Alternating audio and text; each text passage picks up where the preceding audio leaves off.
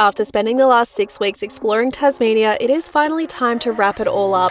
From the east coast to the highlands, free camps to remote beaches, this island has really pushed me, but also reminded me why I choose life on the road. In this video, I spend my final days on Tasmania's wild west coast, exploring remote landscapes, winding roads, and some of the most rugged scenery on the island. Don't forget, if you're loving these solo four-wheel drive adventures, hit that subscribe button and give this video a thumbs up. All of the support really makes a huge difference.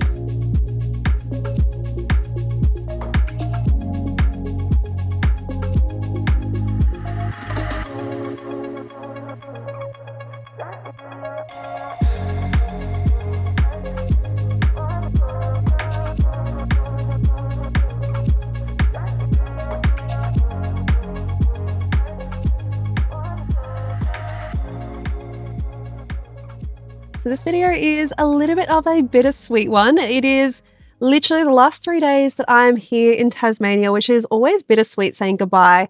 As much as I love this place, I am always happy to say goodbye to the very unpredictable weather.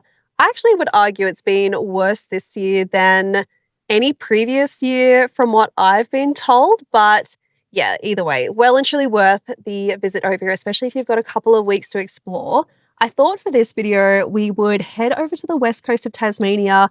As wild and unpredictable as it is just so beautiful. There is so much to explore, so that's exactly what we're going to do. I'm probably about 50 minutes outside of Queenstown now, so I'm going to head over to a spot called Nelson Falls, and then we'll track along the coast and then head up northwest and then get back on the boat.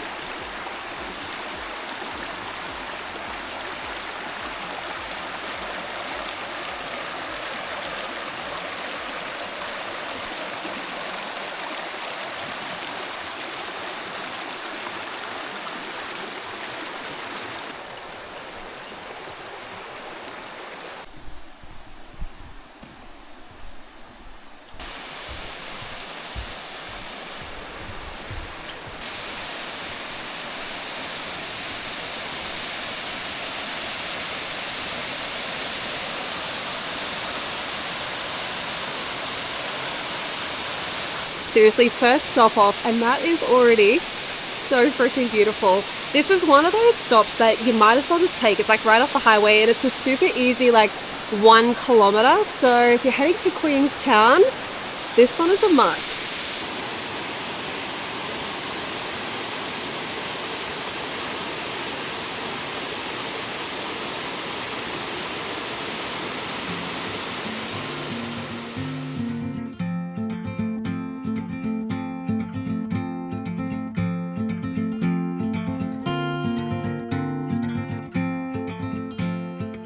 I had to find somewhere to pull over because the drive in here was so distracting, like all the mountains in every single direction. The one that we're looking at right now is Mount Owen. I'm pretty sure we'll get some really good vantage points of this as we drive closer towards Queenstown as well, but that is such a beautiful backdrop.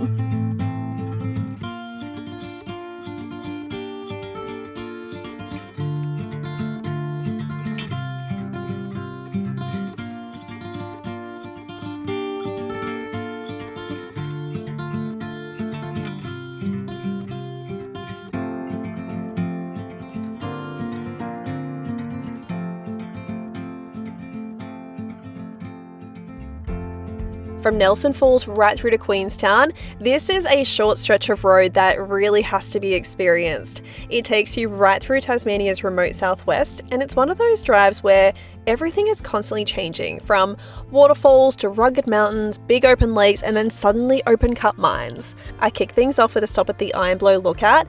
This place feels pretty raw and exposed, and knowing that it's been shaped by mining since the 1800s really puts into perspective about the landscape and where it all started. And then just across the road, you'll find Horsetail Falls. This is an easy 1 kilometer walk, and honestly, the views are unreal. In summer, you'll typically find that this is just a trickle, but in winter, this turns into a full-on cascade down the mountainside, so it's worth stopping at regardless of what time of year you are visiting the area.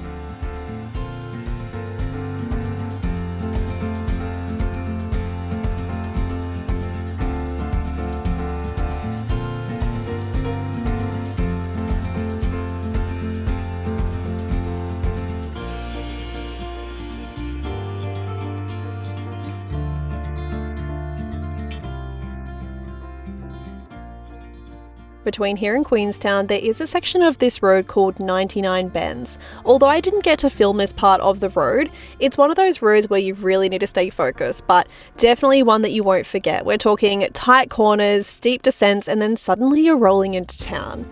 Queenstown feels like you are very much stepping back into the past, so with its mining background, it feels very frozen in time, let's say.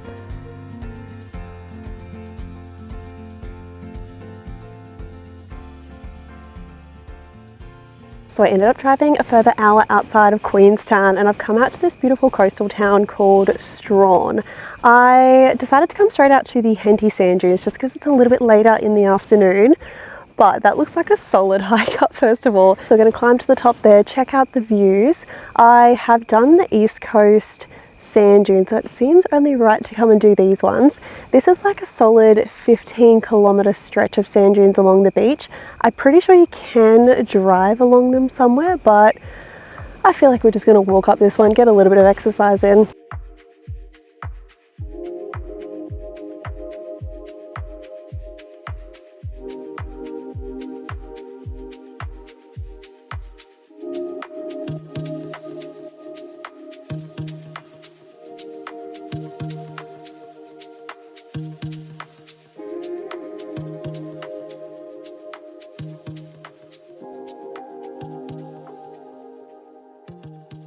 I really thought we were going to see the waterline as soon as we came over that first sand dune, but that is not the case. I've gone on like a pretty decent hike over the sand dunes and I can see the waterline very far off in the distance. I can actually hear the water as well, but I'm thinking it's that little bit too far for me to want to hike out, watch the sunset and then hike back through the sand dunes in the dark. Like, knowing me, I would definitely get lost, but I don't know, I feel like this is going to be a pretty epic spot to watch the sunset. It already looks so freaking pretty, and there's like the perfect amount of clouds, so I think we're going to get those like really pretty cotton candy skies, I'm thinking.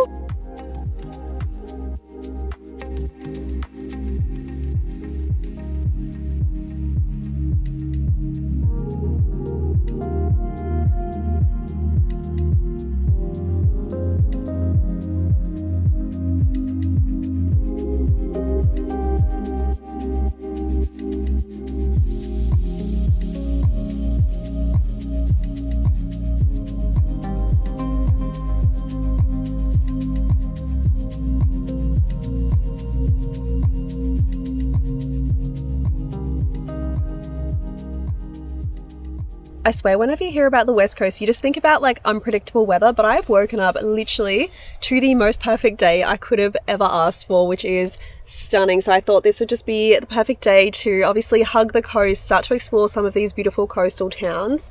I was going to wake up and head down to Strawn, but I realized, because I camped along the Henty River last night, it was like 30 minutes to backtrack just to have a look at the beach. So I was like, you know what, we're going to see so many beautiful beaches as we track north. So I did decide against it, and I've driven about an hour up north to this spot called Granville Harbour. There's not really a lot to do here. It's very much of like a sleepy coastal town, but right behind me there is a 4-drive track that takes you pretty much along the coast and you can camp there. Although we're not going to camp here because it's still quite early in the day and we've got so much to explore, I reckon we'll go for a little bit of a drive up there and check out the coastline.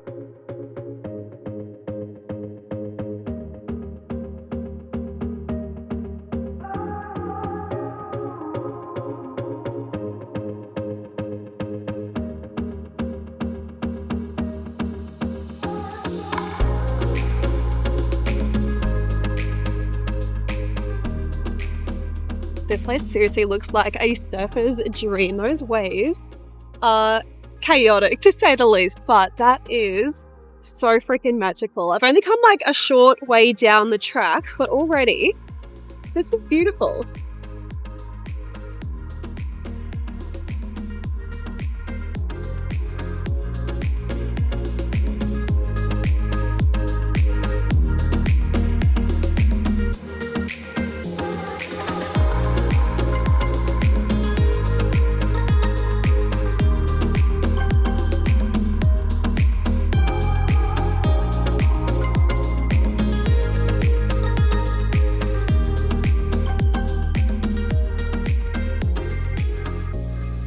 Now I'm actually kind of tempted to stay here. This is so beautiful, but I do have to be in Devonport tomorrow, so there is still a lot to see. So I'm going to start heading up towards Nelson Bay now.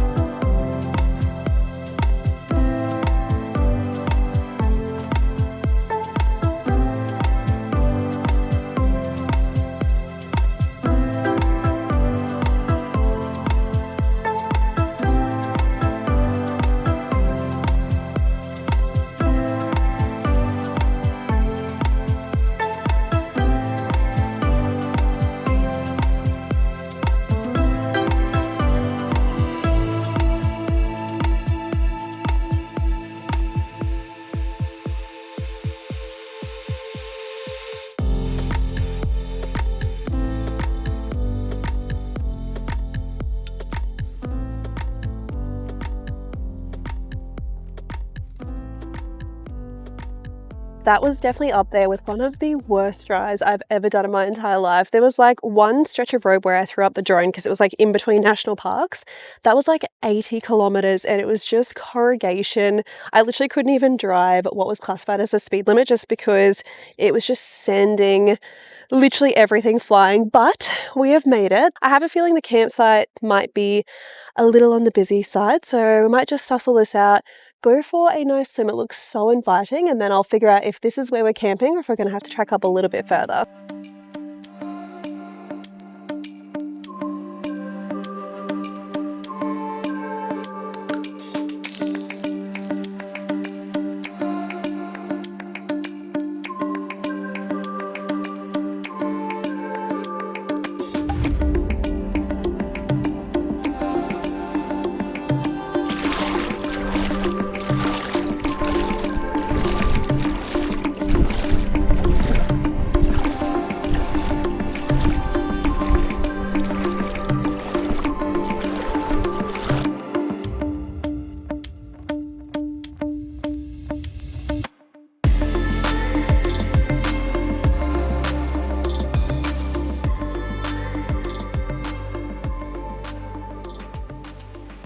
No luck at all on the campsite side of things, which I kind of expected. It is a very small space and it's also a weekend. So something tells me everything is going to be very busy tonight. So I don't know, it might be like a last minute ditch effort to try and find somewhere to camp later. But what we might do, I might track a little bit further up the coast. There's one more spot on the west coast that I want to check out. So maybe we'll go over there, potentially watch the sunset, cook up some dinner, and then I can just see if I can find some like random bush free camp potentially.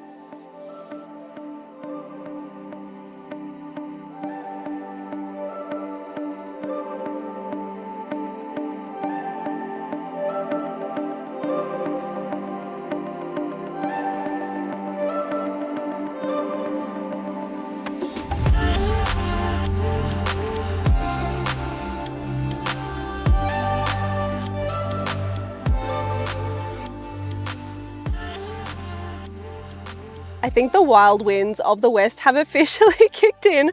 Hopefully you guys can hear me. I've got the mic on, but who knows? This wind is chaotic, but this is exactly what I expect when I think about the west coast of Tasmania. Like very wild, very unpredictable.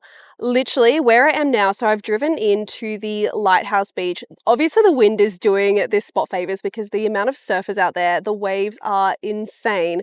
But I've come around to the back of the lighthouse here, or what is left of the lighthouse. So I'm going to go for a little walk over there. I think the lighthouse itself was built back in like 1816. Don't quote me on that. I probably have that very wrong. And then given that this is going to be our very last sunset here in Tasmania, I feel like this is going to be the perfect spot for it. Although I still have no idea where the hell I'm going to camp tonight. That is like a later problem.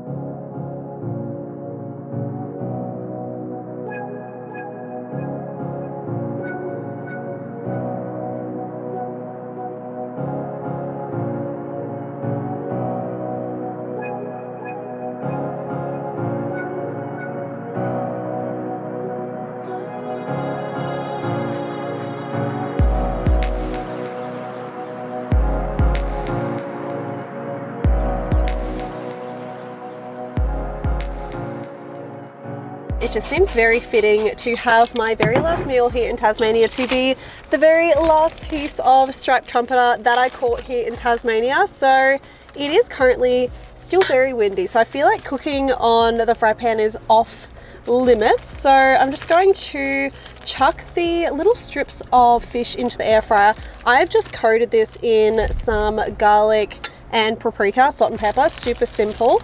And then I'm just gonna have that in wraps, which I have made up a little, I guess, Mexican rice. So I've just put in some rice, black beans, corn, parsley, just because that's what I had on hand, and then a heap of different herbs and spices. So I think I went with paprika, garlic powder, some cayenne pepper for a little bit of a kick. So I'm going to chuck the fish in maybe for like 5-10 minutes and just till it's cooked through, and then I think I'll put our Mexican rice in there to warm up, and then we'll put it all together with thinking like just a nice salad, maybe some tomatoes as well. Yum!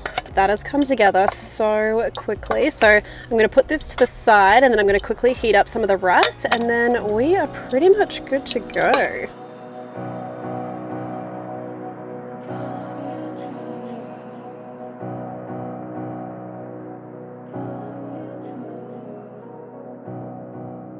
This is actually looking like way more food than I expected, so hopefully I can eat all this, and preferably before the flies get to me because there are so many of them around here. So lucky for me, there is a campsite 15 minutes away, which means I can enjoy the very last sunset at the most beautiful location. I still cannot believe that I've been in Tasmania for as long as I have, and it's just come to an end. I feel like whenever you're surrounded by people, time goes so quickly, and it has been such a beautiful couple of weeks. Definitely overwhelming at times, given the fact that I'm not used to being around so many people all the time, but I wouldn't change it for the world. And it's moments like this, like I think I've said it multiple times, as much as I love solo travel and I love having this, you know, memory and like confidence boosting experience for myself, I'm doing this so that I can meet and just really immerse myself into different places with different people. It's just such a beautiful thing that I get to experience, and I will forever be grateful for it. But this does wrap up this video and of course my time here in Tasmania. You guys know the drill. I appreciate every single one of you, so thank you so much for following along. I cannot wait to take you along on this next little chapter. I am heading into one of my favorite states. I'm sure you guys can all tell where that might be. But before I do close off this video, I am going to add on to the end of this if you're keen to hang around and have a bit of a watch. So you might recall I got pretty sick a couple of weeks ago, which literally wiped me out for a good week.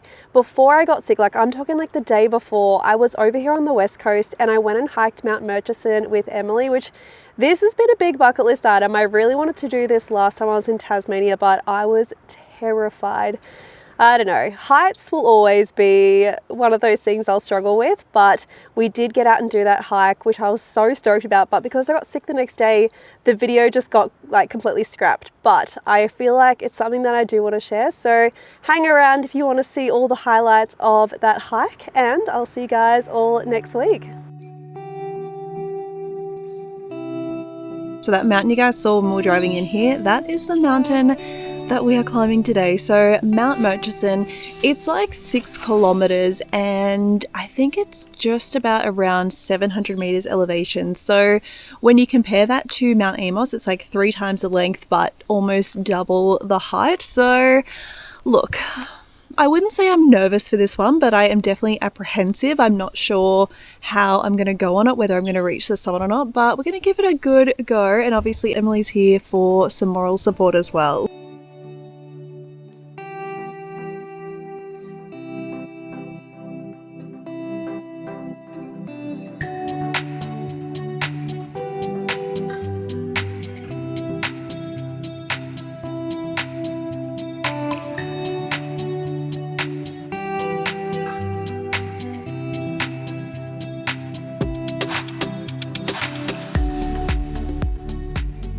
When you hit views like this where I'm like, oh my god, this is so worthwhile, like that is incredible. It's been pretty cruisy so far, definitely an incline, so out of breath mildly, but yeah, the hard climb is yet to come.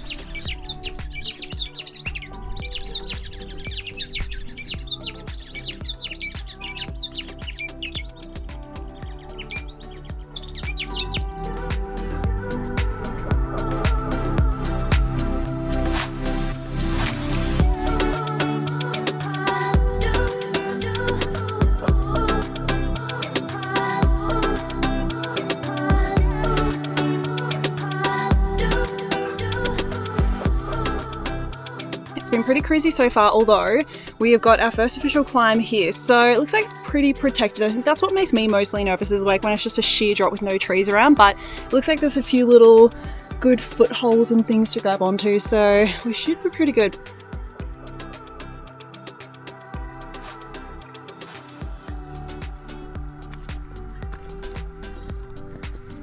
We are so close. We can see the little summit marker there. There is a bit of cloud coming over, we just have to figure out how to get up there, but I'm pretty sure watching other people's videos, I feel like there is one more section that is a little bit more sketchy, so yeah, we'll suss this out and just take our time with it.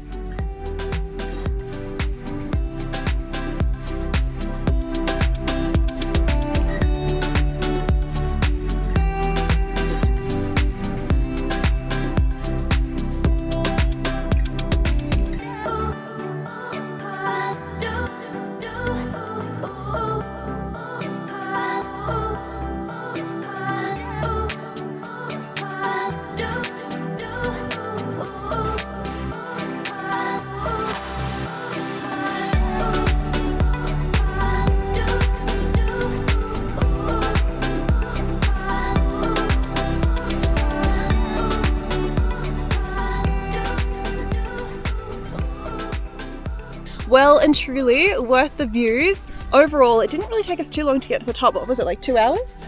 2 hours 45? 2 hours and 45 minutes. So yeah, not bad at all.